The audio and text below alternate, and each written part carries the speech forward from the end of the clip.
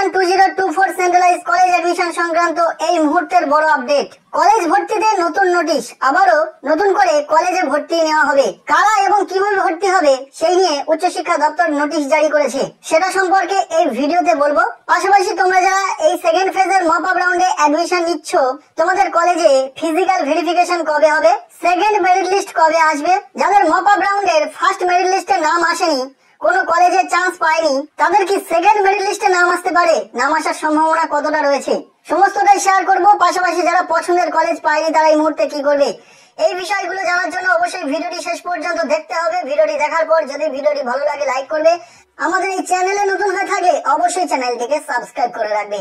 তোমরা প্রত্যেকেই জানো ইতিমধ্যে ফার্স্ট ফেজের অ্যাডমিশন প্রক্রিয়া কমপ্লিট হয়েছে এবং বর্তমানে সেকেন্ড ফেজের অ্যাডমিশন চলছে এবং সেকেন্ড ফেজের অ্যাডমিশন প্রক্রিয়া কমপ্লিট হয়ে যাবে 7 সেপ্টেম্বর।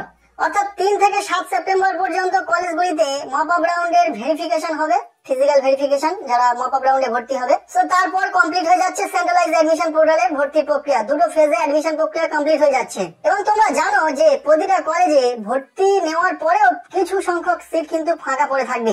সব কলেজে সব বিষয়ে সিট না ফাঁকা থাকলেও কিছু কিছু বিষয়ের সিট তো অবশ্যই ফাঁকা থাকবে। সেই সিটগুলো পূরণ করার উদ্যোগে যাতে স্টুডেন্টরা সেই সিটগুলিতে ভর্তি হতে পারে, তার জন্য ইন্ডিভিজুয়াল ভাবে প্রত্যেকটি নির্দিষ্ট কলেজ তাদের যতগুলো আসন ফাঁকা থাকবে সেই অনুযায়ী তারা ভর্তি প্রক্রিয়া চালাবে এবং সেটাই উচ্চশিক্ষা দপ্তর নোটিশ আকারে জানিয়ে দিয়েছে। প্রত্যেকটি কলেজে যতগুলি আসন ফাঁকা থাকবে সেই ফাঁকা আসনগুলি নিয়ে কলেজ ইন্ডিভিজুয়াল ভাবে ভর্তির প্রক্রিয়া চালাবে, যেখানে ছাত্রছাত্রীরা তাদের মেরিট বেসে অ্যাডমিশন নিতে পারবে। এর জন্য ছাত্রছাত্রীদেরকে খোঁজ নিতে হবে কোন কলেজে কত সিট ফাঁকা রয়েছে এবং যে যে কলেজে তারা ভর্তি হতে চাইবে সেই কলেজের নির্দিষ্ট যে ভর্তির প্রক্রিয়া চলবে সেখানে আবেদন করতে হবে, যেখানে ভর্তির জন্য আবেদন করার ক্ষেত্রে কোনো ফি দিতে হবে না এবং যখনই ভর্তি হবে তখনই যে পেমেন্ট করে অ্যাডমিশন নিতে হয় সেই পেমেন্টটা কলেজ অনলাইনের মাধ্যমে গ্রহণ করবে।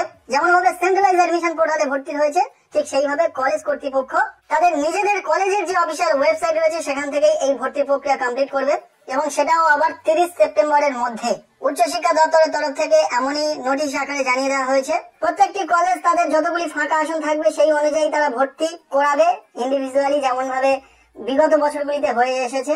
এবছর WBCAP এর মাধ্যমে দুটি ফেজের অ্যাডমিশন প্রক্রিয়ায় অধিকাংশ সিট কিন্তু কলেজে ভর্তি হয়ে যাবে এবং বাকি যে ফাঁকা আসনগুলি থাকবে যেখানে কলেজ নির্দিষ্টভাবে তাদের ইন্ডিভিজুয়ালি ভর্তি প্রক্রিয়া চালাবে, সেটাও আবার 30 সেপ্টেম্বরের মধ্যে। নোটিশে আরো অনেক তথ্য রয়েছে যেগুলো তোমরা WBCAP এর অফিসিয়াল ওয়েবসাইট থেকে নোটিশটা ডাউনলোড করে তোমরা কিন্তু পড়ে নেবে। সো যে সকল ক্যান্ডিডেটরা ফার্স্ট এবং সেকেন্ড ফেজে কোনো রকম ভাবে কোনো কলেজে অ্যাডমিশনের সুযোগ পাবে না বা ফার্স্ট ফেজে অ্যাডমিশনের সুযোগ পায়নি, সেকেন্ড ফেজে অ্যাডমিশনের সুযোগ পাচ্ছে না, তাদের জন্য কিন্তু এটাই বিরাট সুযোগ। আর যারা মপ আপ রাউন্ডের প্রথম মেরিট লিস্টে কোন রকম কলেজে ভর্তির সুযোগ পায়নি, তাদের জন্য এখনো সুযোগ রয়েছে। মপ আপ রাউন্ডের সেকেন্ড মেরিট লিস্ট অর্থাৎ আপগ্রেড রাউন্ডের মেরিট লিস্ট পাবলিশ হবে 27 আগস্ট বিকেল 4টে PM, যেখানে তোমাদের নাম থাকার সম্ভাবনা কিন্তু বিরাট অংশে রয়েছে। আর যারা পছন্দের কলেজে অ্যাডমিশনের সুযোগ পায়নি ফার্স্ট মেরিট লিস্টে, তোমরা যদি অটো আপগ্রেডেশন ইয়েস করে অ্যাডমিশন নাও তাহলে তোমাদেরও কিন্তু আপগ্রেড রাউন্ডে পছন্দের কলেজ পাওয়ার সম্ভাবনা থাকে। সেক্ষেত্রে তোমরা সেকেন্ড মেরিট লিস্টে পছন্দের কলেজ পেলেও পেতে পারো।